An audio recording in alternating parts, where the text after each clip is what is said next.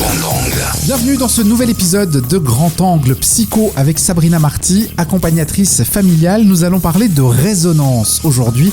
Ce qui résonne en moi est peut-être ce que je montre sur mon visage. Inversement, peut-être que ce que je montre est en fait le reflet de mon intérieur. Comment éviter d'embarquer les autres dans ce que l'on ressent? C'est ce qu'on va essayer de décortiquer aujourd'hui avec Sabrina Marty. Grand Angle. Bonjour Sabrina. Bonjour. Alors, on l'a abordé au cours des derniers épisodes. Les deux derniers, on a parlé de communication, on a parlé de conflit. Aujourd'hui, on aborde la résonance. Ce que je vis à l'intérieur de moi s'affiche sur qui je suis. Comment éviter d'embarquer les autres, par exemple, dans ma colère, si je rebondis sur notre précédent podcast. Je suis en colère, j'ai envie de créer le conflit. Enfin, j'ai envie, non pas forcément, mais comment éviter justement d'embarquer l'autre dans mon état ? C'est déjà de prendre conscience en fait que moi-même je suis en colère et se poser la question qu'est-ce qui me met en colère, pour pas justement renvoyer la colère sur l'autre en disant mais c'est toi qui m'as mis en colère, c'est toi qui m'as dit ça, c'est ta faute si je suis dans cet état-là. Parce que des fois c'est difficile de se dire en fait que je suis responsable de ma colère. C'est pas l'autre qui a le pouvoir de me mettre en colère. On a tendance à dire plutôt mais c'est toi qui me mets dans cet état. Ouais. Moi j'étais bien avant.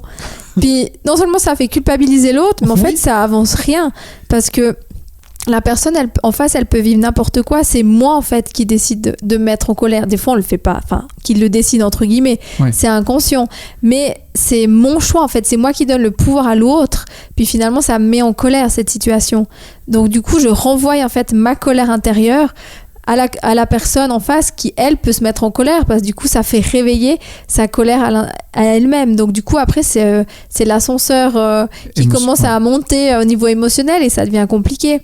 Ouais. Parce que comme on parlait dans les relations, forcément, du moment qu'on est en relation, ça peut réveiller des choses. On a parlé des blessures, que par exemple, toi, que tu me dis quelque chose et puis moi, ça réveille mes blessures.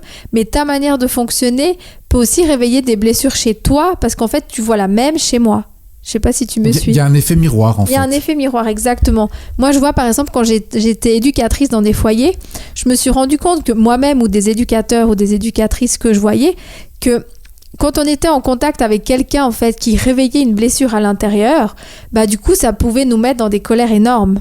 Par exemple, si moi dans mon enfance j'ai un papa qui était absent et j'accompagne une jeune ou un jeune qui a son papa qui est absent puis qui n'arrive pas à être en lien avec et puis que cet enfant il est triste, en fait ça va réveiller une blessure à l'intérieur de moi et cette blessure va être peut-être difficile à gérer et ça va peut-être m'empêcher en fait d'avoir une certaine objectivité par rapport à la relation. Ok, et donc de le reporter sur l'autre. Et donc de le reporter sur l'autre, effectivement. Donc là, c'est plus, j'explique dans le cadre professionnel, mais c'est dans le cadre aussi privé. Les personnes qu'on rencontre peuvent nous faire raviver des blessures et c'est pas toujours très confortable parce que du moment qu'on est en relation, on se met un petit peu en risque, c'est pas très français ce que je dis, mais oui, on se met un peu en danger, entre guillemets, parce que du coup on s'ouvre. Du moment qu'on s'ouvre, on accepte qu'on peut se montrer vulnérable, on accepte que l'autre personne peut voir nos failles. Ouais. Puis quand on est dans une relation familiale, c'est compliqué parce que les personnes, on a forcément un lien fort, donc ça ravive des blessures. Donc c'est quand on est en relation justement familiale, c'est quelque chose qui peut être encore plus délicat parce que justement les émotions sont plus fortes étant donné qu'il y a plus de liens. Bien sûr. Plus le lien affectif il est fort, plus ça peut être difficile. Ouais. Et on aurait tendance parfois à s'énerver plus fort quand on voit quelqu'un en face qui justement est notre miroir et on se rend compte que cette personne vit ou a vécu ce que l'on a vécu et que nous on n'en a rien fait. Et on aurait tendance à se dire mais pourquoi il réagit pas? Pourquoi il fait pas? Alors que nous-mêmes on l'a pas fait. Donc c'est aussi une façon peut-être de s'énerver, de se rendre compte qu'en face il y a quelqu'un qui agit exactement comme nous, quoi. Et c'est d'autant plus frustrant. Oui, parce que c'est plus facile quand c'est les autres. C'est ça, puis en fait on se rend compte c'est comme si on se regarde dans la glace puis on n'aime pas une partie de nous, puis pile avec cette personne elle montre une partie de nous qui est insupportable, du coup ça nous énerve parce qu'on n'accepte pas cette partie de nous, on n'accepte peut-être pas cette partie un peu d'ombre parce qu'on a tous des parties d'ombre et de lumière, mais des fois quand on est dans une relation avec une personne on voit quelque chose qu'on n'aime pas chez elle, puis vraiment ça nous met dans tous ces états et puis de me dire mais c'est pas possible cette personne, puis en fait ça réveille quelque chose à l'intérieur de moi parce qu'une partie de moi peut-être aussi fonctionne comme ça mais qui peut pas l'admettre. Ouais, donc ça fait partie justement de la résonance en fait. Ça fait partie de la résonance, oui. Ouais, ça résonne en nous de voir que cette personne a ce truc qu'on n'aime pas chez nous et c'est compliqué, quoi. Oui. C'est dur à gérer. Puis c'est pour ça que les relations, c'est hyper compliqué parce que ça réveille plein de choses à l'intérieur de nous. N'importe quelle relation, j'ai envie de dire. Ouais. Mais plus la relation elle est proche, que ce soit, comme je disais avant, familiale Bien ou sûr. amicale, plus les liens sont forts, plus on ose être nous-mêmes, plus on est, entre guillemets, à risque, en fait, qu'il y a des choses peut-être difficiles qui remontent. Puis du coup, c'est important justement ça rejoint les podcasts qu'on a eus dans le passé, mais de l'affirmation de soi, de s'écouter. Enfin, c'est pas facile d'être en relation. Si c'était facile, on n'aurait pas autant de thérapeutes, j'aurais pas du tout de travail. Mais c'est ça parce que c'est un apprentissage quotidien en fait. Mais ceci dit, c'est terrible de parler de risque quand on parle de soi et de ses blessures. On a été blessé, c'est déjà quelque chose de difficile. Alors je rebondis sur ton exemple de tout à l'heure, le ou la jeune qui a été abandonnée par son papa, qui a du mal à se mettre en relation avec ce papa absent. Alors c'est déjà quelque chose de difficile. Pourquoi ça doit devenir un risque ? Ça devrait plutôt être quelque chose qu'on accueille avec compassion, si j'ose dire, ou on devrait en tout cas faire preuve de sympathie pour cette personne. Et on aurait, nous, plutôt tendance à se dire, mais mince, j'ai vécu la même chose, je suis pas content. Alors, oui, parce qu'on peut se retrouver en fait avec une sorte d'impuissance, de dire mais en fait ça révèle chez moi une expérience que j'ai vécue qui était très difficile. Moi-même, je me suis sentie mal en fait, donc ça réveille, si tu veux, les émotions qu'on a vécues. Peut-être que, je sais pas, j'ai 35 ans, 40 ans, et puis que j'ai vécu ça à l'âge de 8 ans. Qu'importe l'âge que j'ai vécu, ça va raviver tout de suite en fait cette partie de moi qui a été traumatisée. Ouais. Donc on peut avoir de la compassion, mais du moment qu'on est à l'écoute en fait de cette personne et qu'on prend conscience en fait que moi ça m'a beaucoup blessée, du coup c'est aussi une introspection à faire tout le temps, de dire mais en fait qu'est-ce qui m'a touchée là, est-ce que c'est vraiment cette jeune ou c'est ce qui a été renvoyé chez moi. Du coup en fait on se rend compte en fait que c'est peut-être ce que j'ai vécu qui m'a touchée, mais c'est pas grave parce qu'on est tous des êtres de relation, donc l'autre personne a réveillé ça chez moi, mais si j'en ai conscience, je peux travailler là-dessus et puis je peux comprendre d'autant plus cette jeune ou ce jeune justement qui ont vécu ça, donc je vais pouvoir l'accompagner avec mon expérience, mais c'est pas en mettant moi ce que j'ai vécu avec ma solution par rapport à elle. Donc c'est ça qui est délicat en fait dans les relations. La bonne solution qui convient à cette personne-là en fait. Et pas du coller mon expérience, c'est comme ça que j'ai fait, donc c'est forcément comme ça que tu dois faire.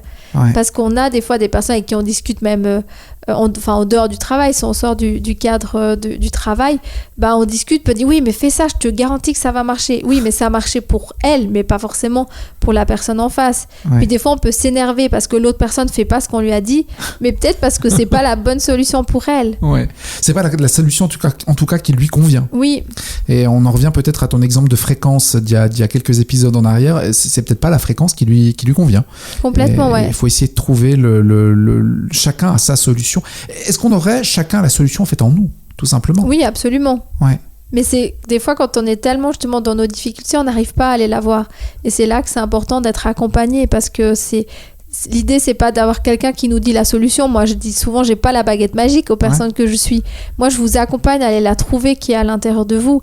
Mais moi, je sais pas la solution. J'ai pas la solution pour la personne.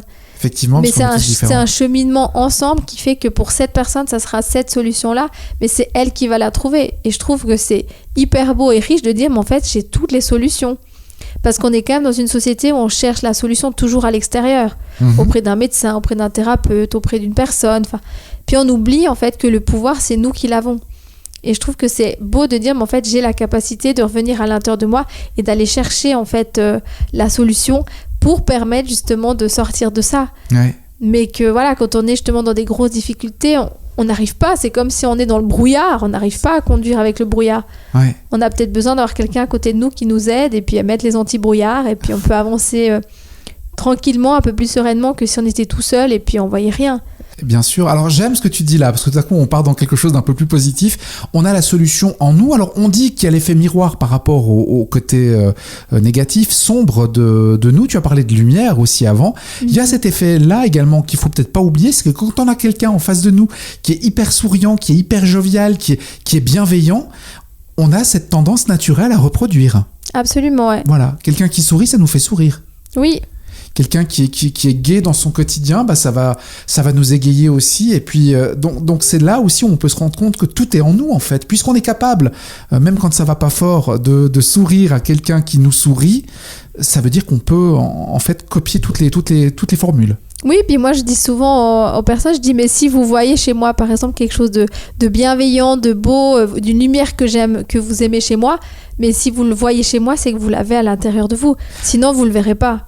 Ah. Ou quelqu'un qui dit mais Sabrina, t'as été vraiment persévérante, t'as été courageuse de faire tout ça.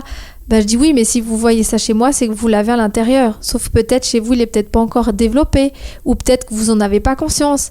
Mais on voit que ce qu'on peut voir. On peut pas voir quelque chose qu'on n'y croit pas. Enfin, je me dis, c'est quelque chose, je trouve, qui est intéressant. Puis on me l'a souvent dit quand j'étais aussi un peu plus jeune. Dit, mais si tu vois ça chez moi, c'est parce que tu l'as aussi. Et c'était impossible pour moi d'entendre. Je dis, mais non. Puis en fait, je me rends compte qu'avec les années, c'est ça. On peut pas voir quelque chose qu'on est convaincu que ça n'existe pas. C'est clair. Alors quand on est dans le brouillard, on a beaucoup de mal à imaginer que peut-être quelques kilomètres plus loin, il y a un magnifique soleil, parce qu'on est complètement dans le brouillard et on n'arrive pas à avancer. Absolument, ouais. Pour reprendre cet exemple-là. Mais si on peut imaginer qu'il y a le soleil, c'est que le soleil, il est quelque part, en fait. C'est ça. Ouais.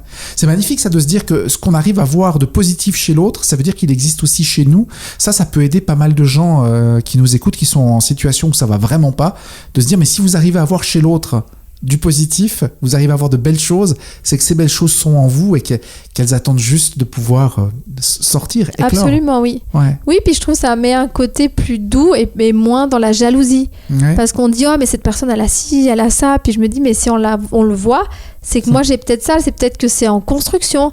Peut-être que c'est peut-être que le germe et puis elle a besoin de pousser, de fleurir cette plante. Oui, bien sûr. Mais je me dis, c'est quelque chose que, autant dans le positif que le négatif, donc autant se focaliser sur ce qu'on aime chez soi et ce qu'on aime chez les autres. Puis du coup, ça nourrit. Et ce qui fait que les parties peut-être plus sombres, elles seront toujours là, mais elles prennent moins de place. Parce que ce sur quoi on se focalise, ça prend plus de place. Si on décide de regarder les belles choses qu'on a chez nous, ça rejoint un peu à la confiance, ça rejoint un petit peu les thèmes qu'on a vus, c'est hyper intéressant parce que je me focalise sur ce que je vois. Bien sûr. C'est comme le matin, on se lève, puis on voit tout qui va de travers, il n'y a rien qui va. Parce que justement, on se focalise sur tout ce qui convient, tout ce qui ne nous va pas. Il y a un embouteillage, il y a un accident, il y a quelqu'un qui arrive en retard. Et puis si on se lève en étant bien et puis on voit les choses différemment, tout ce qui va se passer, on va trouver toujours une sortie, puis quelque chose de positif. Ouais, donc la résonance, c'est aussi ça. On doit aussi faire résonner ce qu'il y a de beau et ce qu'il y a de positif en nous. Alors, c'est pas toujours évident. Se rappeler que dans le fameux yin et yang, dans le blanc, il y a un peu de noir et dans le noir, il y a un peu de blanc. Donc, oui, complètement, voilà. Ouais. Quelle que soit la situation, dans l'ombre, il y a un peu de lumière et dans la lumière, il y a aussi un peu d'ombre. C'est simplement pour nous rappeler que la vie est un défi et que si tout était trop facile... Qu'est-ce que ce serait chiant. Oui, puis je me dis, l'intérieur de nous, on a tout ce qu'il nous faut. Ouais, mais c'est vraiment cet apprentissage à revenir à l'intérieur de nous, à nous découvrir autrement, qui fait que on peut prendre la vie peut-être de manière plus légère et puis moins être dans cette course à trouver la solution parfaite. Effectivement. Alors vous avez découvert ce podcast seulement aujourd'hui, vous avez écouté cet épisode, vous êtes conquis parce que Sabrina Martier, elle a plein de super bons conseils. Abonnez-vous et puis réécoutez les épisodes précédents et vous ne manquez pas les prochains épisodes de Grand Angle Psycho. Merci beaucoup Sabrina pour tous ces précieux et magnifiques conseils. Merci à toi.